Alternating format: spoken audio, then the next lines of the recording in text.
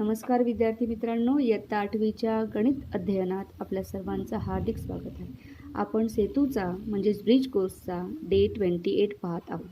यामध्ये असा प्रश्न आहे पहा, यामध्ये आपण सर्कल्स आणि त्याचे पार्ट्स पाहणार आहोत. See the figure and write the names of radii, diameter and chords in the table. Okay, आता याच्यासाठी आपल्याला what is circle, what is centre, what is diameter, what is chord हे सगळं आपण शिकलो. आपण फक्त रिव्हिजन करतोय. ठीक आहे, तर पाहूया. पहा, जेव्हा आपण या कंपासचा वापर करून एखादं सर्कल काढतो तेव्हा आपण कंपासचं हे जे लोखंडी टोक आहे याला आपण पॉइंटर म्हणतो. हा पॉइंटर आपण एका पॉइंटवर ठेवतो आणि दुसऱ्या बाजूला जी पेन्सिल असते या पेन्सिलचा उपयोग करून अशा प्रकारे आपण सेंटर सर्कल काढतो. बरोबर आहे. तर या दोन टोकांमधलं म्हणजेच पॉइंटर आणि पेन्सिल या दोन टोकांमधलं जे डिस्टन्स आहे या डिस्टन्सला आपण रेडियस असं म्हणतो. पहा, या दोन टोकांमधलं म्हणजेच centre, this is called as centre of circle and सेंटरपासून ते सर्कलपर्यंत.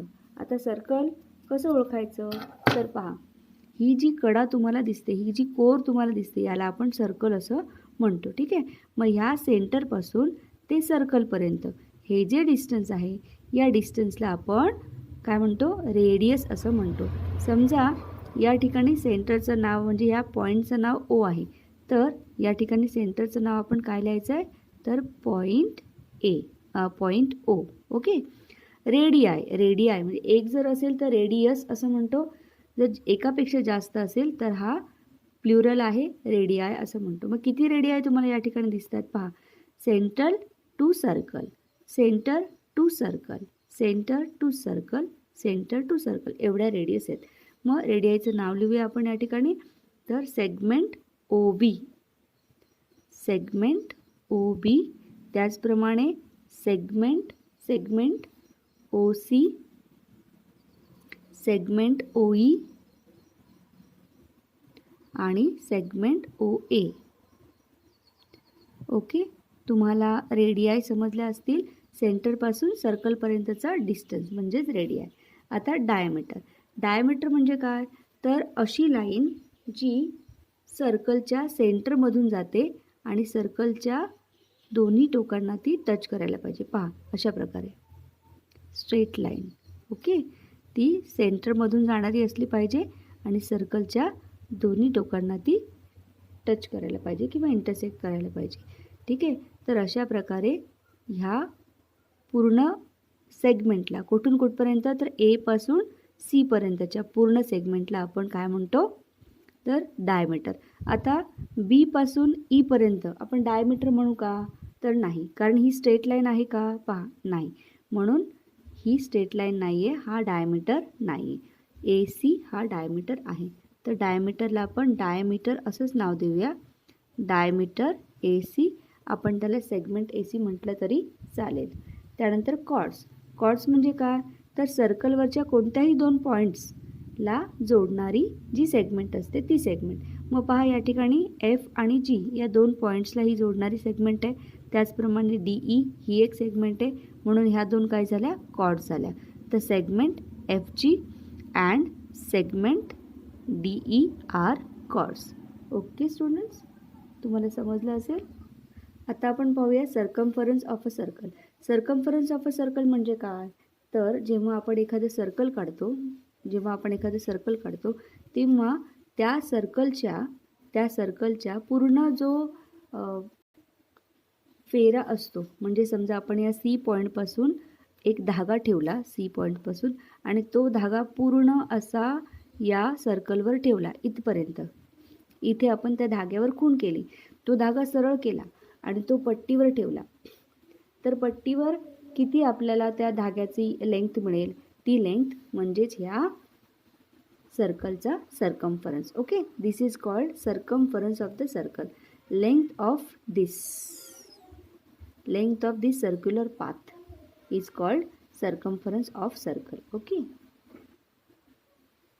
लेंथ ऑफ सर्क्युलर पाथ म्हणजेच सर्कम्फरन्स ऑफ अ सर्कल. आता पुढे आपण पाहूया The ratio of circumference and diameter of circle is approximately equal to 3.14. What is ratio of circumference and diameter? See this. Pi is equal to circumference upon diameter. हा ratio आहे.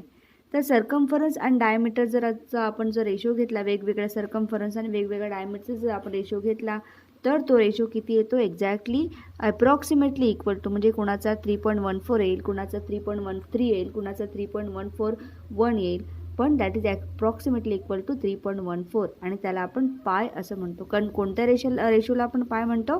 पाय is equal to circumference upon diameter. जर याचं cross multiplication केलं तर diameter हा पायमध्ये multiply होईल. आपण सर्कम्फरन्सला पाय, इथे पाय इज इक्वल टू सर्कम्फरन्सला सी म्हटलं, डायमीटरला आपण डी म्हटलं आणि डीचं इकडे मल्टिप्लाय केलं तर काय होईल? Pi into D. बरोबर. C is equal to pi into D, like this. C is equal to pi into D. Okay. See the next table. Complete the following table. आपल्याला रेडियस दिलेली आहे 14 centimetre. We have to find out diameter and circumference. How to find the diameter when radius is given? See in this figure. You can see center and this is diameter. Okay, AC is the diameter. O पासून A पर्यंत काय आहे? Radius आहे. O पासून C पर्यंत radius आहे. म्हणजेच काय? तर एका डायमीटरमध्ये देर आर 2 रेडियस. आपण दुसऱ्या शब्दात असं सांगू शकतो की diameter is equal to 2 into radius. म्हणजे एका डायमीटरमध्ये किती रेडियस असतात? 2 रेडियस असतात. In other way, we can say that diameter is equal to 2 into radius. That is 2 into 14. 14 to the 28 centimeter. Okay, 28 centimeter. किती आला diameter? 28 centimeter. Now we have to find out circumference. Circumference साठी आपण या ठिकाणी formula develop केलेला आहे. C is equal to pi into D. Okay, so we can find out circumference from this formula. Okay, C is equal to pi into D. आणि पायचं माप किती आहे? तर 3. पायचा व्हॅल्यू किती आहे? 3.14. 3.14 इंटू डी. डी किती आहे? 28. जर तुम्ही याचा काय केलं? मल्टिप्लिकेशन केलं. जर तुम्ही हे मल्टिप्लिकेशन केलं तर तुम्हाला मिळतं 87.92 centimetre. Okay. C is equal to pi D. What is pi? Pi is 3.14. Value of pi is 3.14 into D. D is diameter 28.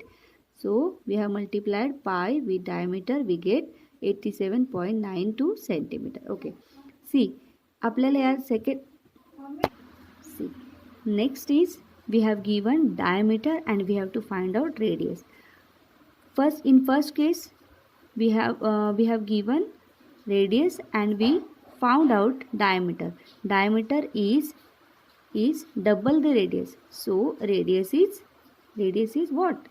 Diameter is double the radius. Radius is single the diameter. म्हणजे या 42 ला आपल्याला काय करायला लागेल? 42 ला आपल्याला 2 ने डिवाइड करायला लागेल. 42 divided by 2. What we will get? 42 divided by 2 is 21.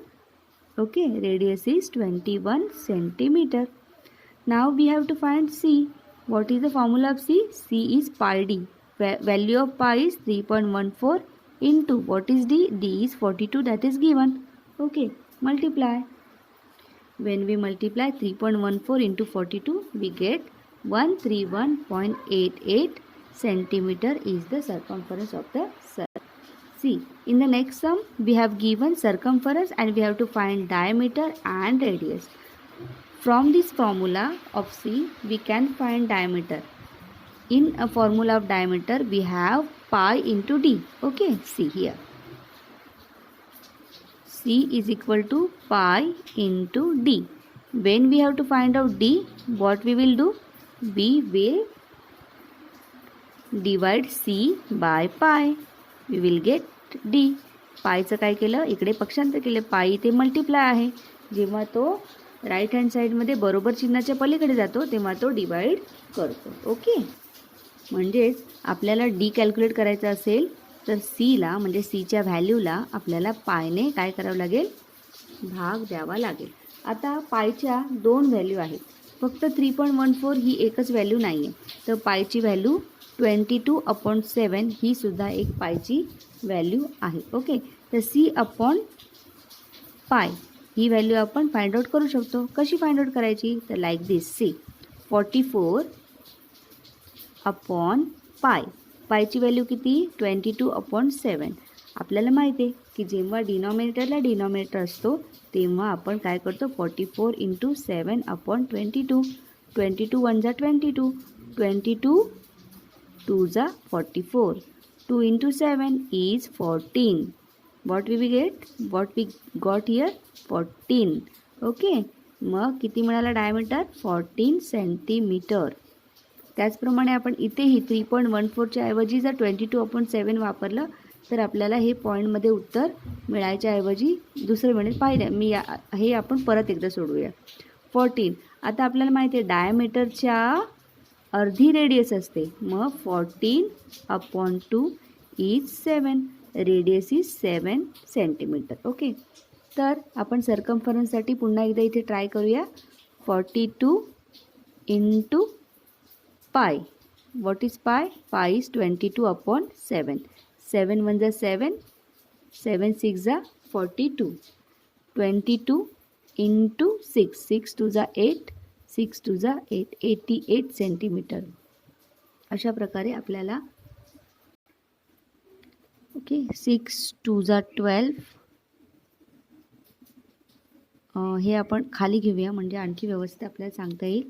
पहा 42 × 22/7. 7 1 जा 7, 7 6 जा 42, 6 × 22 दॅट इज इक्वल टू 6 2 जा 12, 1 कॅरी, 6 2 जा 12, 113. पहा 132 आणि आपल्याला आधी काय मिळालं होतं, 131.88. म्हणजे पायची व्हॅल्यू 3.14 घेतली तर 131.88 मिळालं आणि पायची व्हॅल्यू 22/7 घेतली तर 132 मिळालं. म्हणजे अप्रॉक्सिमेटली सेम आन्सर आपल्याला मिळतं. त्याचप्रमाणे इथे सुद्धा जर आपण पायची व्हॅल्यू 22/7 घेतली तर आपल्याला हे डेसिमलमध्ये उत्तर न मिळता आपल्याला काय मिळेल, तर पूर्णांक इंटिजरमध्ये उत्तर आपल्याला या ठिकाणी मिळू शकतं. अशा प्रकारे 28 × 22/7, 7 4 जा 28, 4 2 जा 8, 4 2 जा 8, 88 centimetre. Okay, like this. Thanks for watching.